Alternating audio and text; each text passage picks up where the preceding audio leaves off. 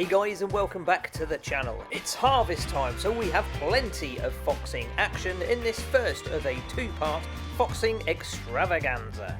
This is Team Foxer. To the road. There he is, look. And blew his f***ing head off. That's four then, isn't it? No, Yeah, you look pretty gorgeous. Alright.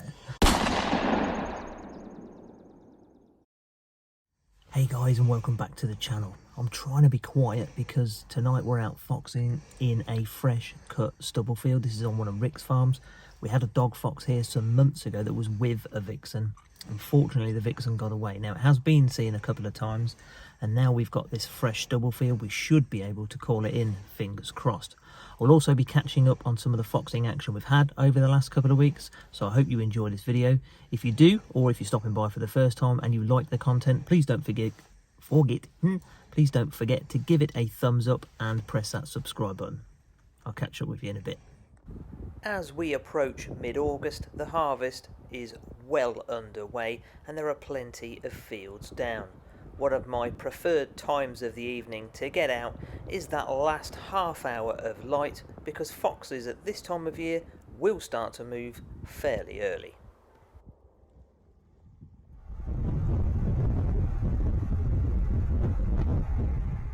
Clearly, I still haven't set the clock on my Stellar thermal rifle scope, but luckily I don't have to wait too long. In fact, it's just an extra 3 minutes. A little lip squeak draws the first fox out of the hedgerow, but he's just that little bit too far away with a strong crosswind for me to feel comfortable taking a shot. Again, a few minutes later, and it comes out a little bit closer.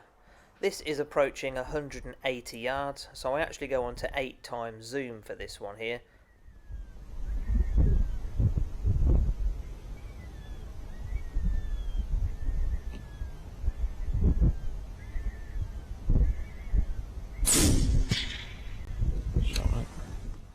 It was interested in the call playing away on the GC500, but wasn't enough to bring it any closer. Rick actually recorded the same shot using the HIKMICRO Griffin GQ35L spotter. Again, it's another 3 or 4 minutes later on, and we now have fox number 2 in the same hedgerow. Rick actually had spotted this one as I'm looking in the other direction, but he draws my attention to it. I take the shot, and that one goes down as well. I didn't quite capture that one though, unfortunately, through my scope.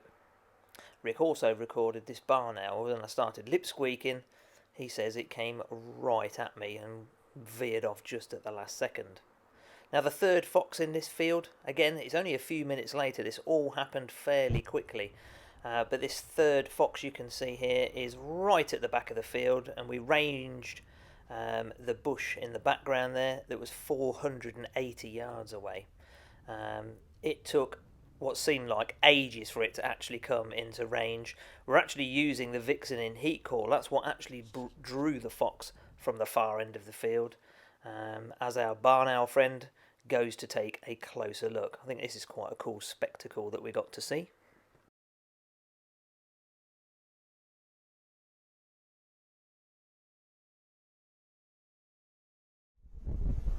Once it eventually ventures into range, a little lip squeak catches the attention of this one absolutely perfectly, as both myself and Rick were able to capture this one on record.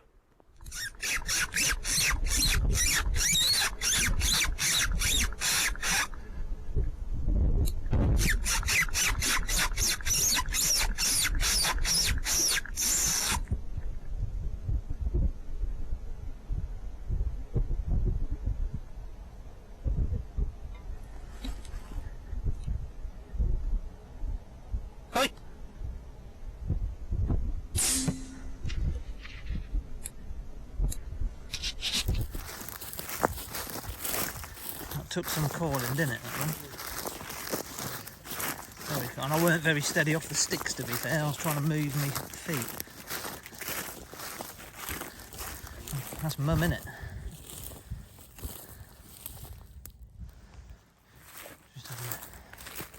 Just having a dirt nap. That's dog. Is it? Oh no, vixen. Yeah. That's got to be mum, I would have said. Right, let's go and find the first two.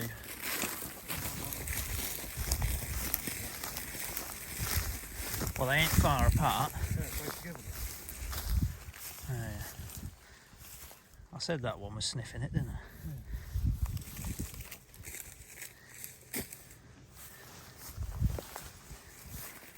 Definitely cubs. Yeah.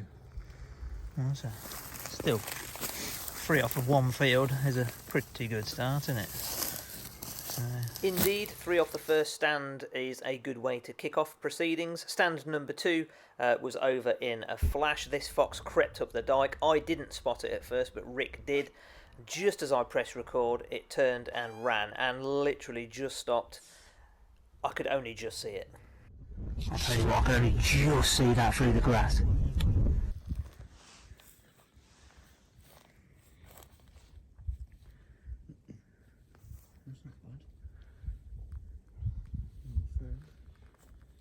Is it a big one, small one?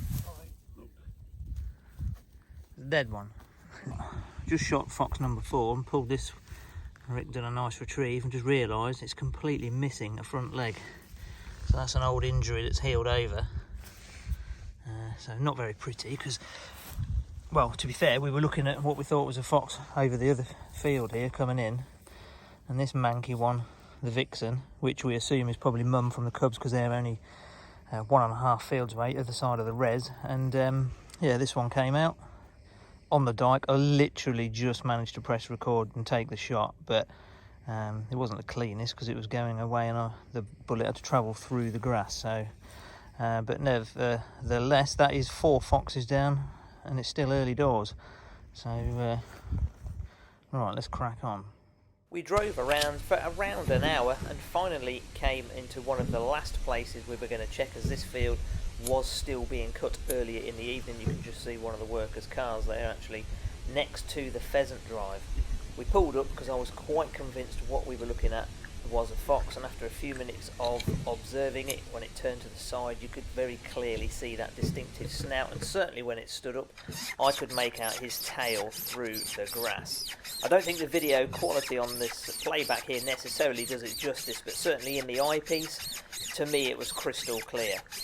Now it didn't come in, but it just sat down and looked at me. I'm across the bonnet onto the bipod here, nice and steady, and it went straight down.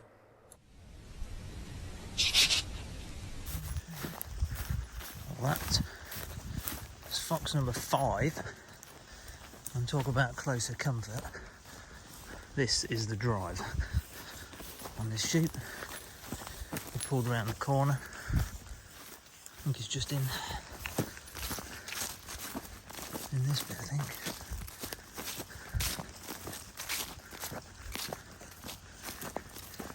I think it was wandering away.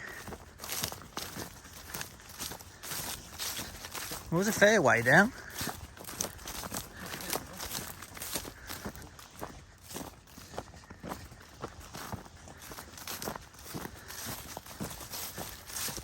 I'll measure it back to the car. Bloody flies.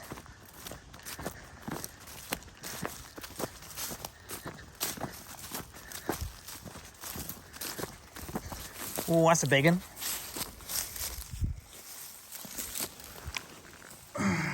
Dog. It's dark, isn't it?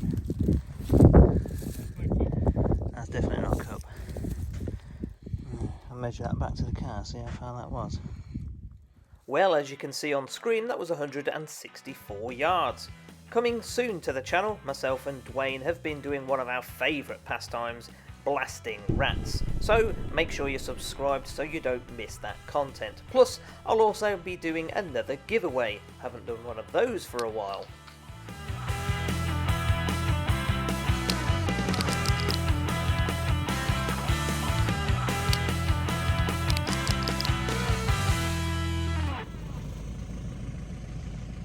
Back to the foxing. It's a different night and it's another fresh cut field. Just arrived on the fresh field. So the farmer said he's seen a fox or two while cutting this, so I'm going to stick the caller on the bale, next bale over, give it a call and see how it goes. Main pheasant drive on this farm is just over here somewhere, with a spinney just over here, and then there's a neighbouring shoot on the next farm in that direction, so usually goes pretty well here. Yes, little did we know that we are clearly going to have to make another trip. With the caller playing Rabbit Distress on the bale in front of us, you can see it's already attracted the attention of the owls. You can just see the caller there on the bale, left of shot. The first fox wanders into view and I track it using the scope. Rick's keeping an eye on proceedings yet again with the GQ35L spotter.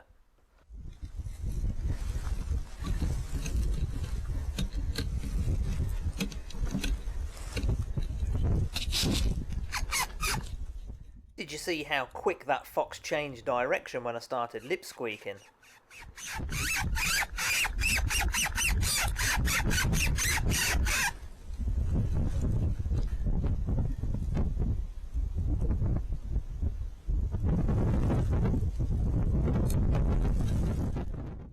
I've got to be honest here, this is one of those occasions where I think the mic sensitivity just needs, or the software, if it can be done, needs turning down a little bit. You know, you get a little bit too much wind noise coming back from it.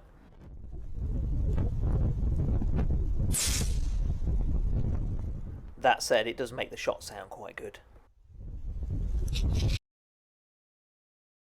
So as I mentioned, Rick's keeping an eye on proceedings and also records the first fox fall using the Griffin spotter. Takes a look up and tells me we're joined by another couple of foxes in the same field, in the same direction that that one had just come from. However, we've also got a fox to the left coming from the neighbouring farm.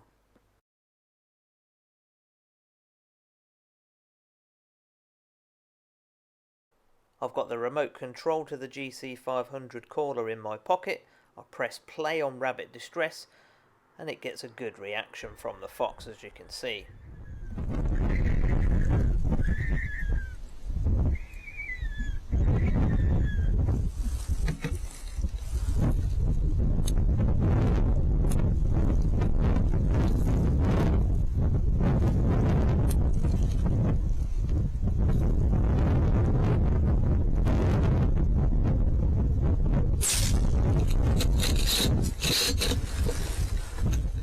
Well, that's fox number 2 down. I'm quite confident we can get at least another 1 or 2 of the remaining foxes in this field.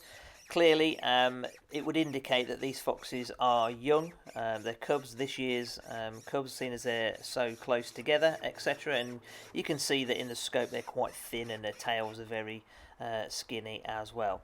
Nevertheless, we call for an extra couple of minutes and we don't quite get the reaction that we are looking for, not from this set of cubs anyway. Lo and behold, again with our perseverance and we keep calling, bit of patience and the foxes are once again on the move, but it's yet again a fox from the left that we actually get our next piece of action.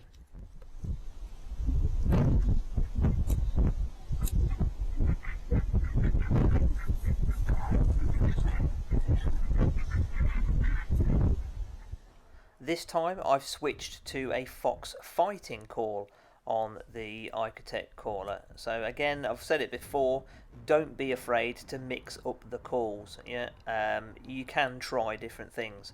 I decided to take this one out right by the bale just to make the job of picking up a little easier. I was quite comfortable with the shot, but I thought it would just make picking up a lot easier knowing that I've got that one down by the bale.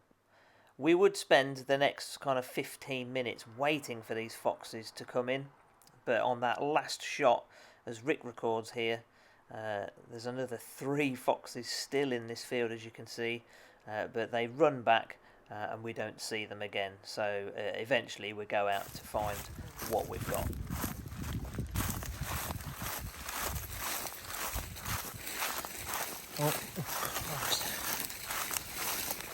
problem with summertime foxing is the amount of flies and midges that are about.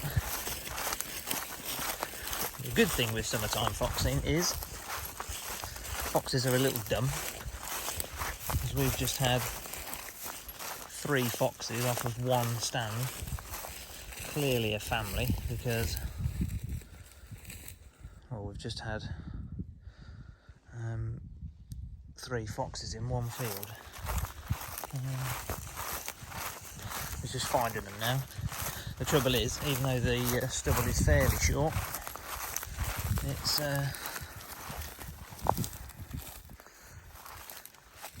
difficult trying to find. I know one of them's by the bale. I took that one by the... There's one. I think that's Mum. No, that's Dad. Look at the crack in this soil, look. Or has that been dragged?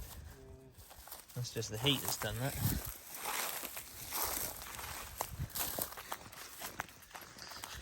And this one's got to be the cub. Here. I think this is the furthest one, I think.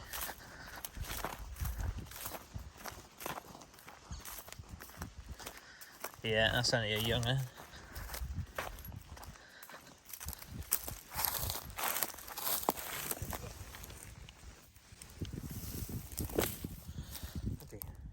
Smack on.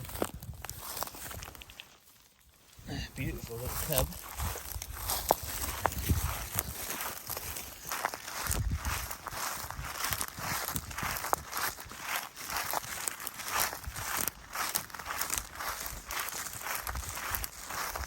Aha. There's him. Mum.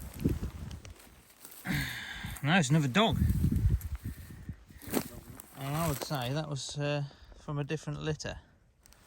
Would you agree? Yeah, look at the baby teeth.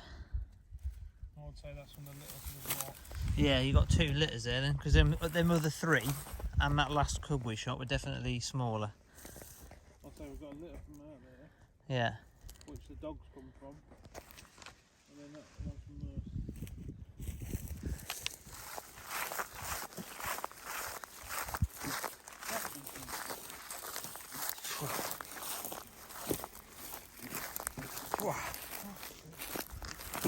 Whoa. Right. Oh, bloody midges, man. That's insane. I was going to wear my shorts. Sod that. Well guys, we've come to the end of this episode. Please make sure you tune in next time as the foxing action continues. Thank you very much for watching. Please take care, stay safe, and as always guys, happy shooting. I'll see you in the next one.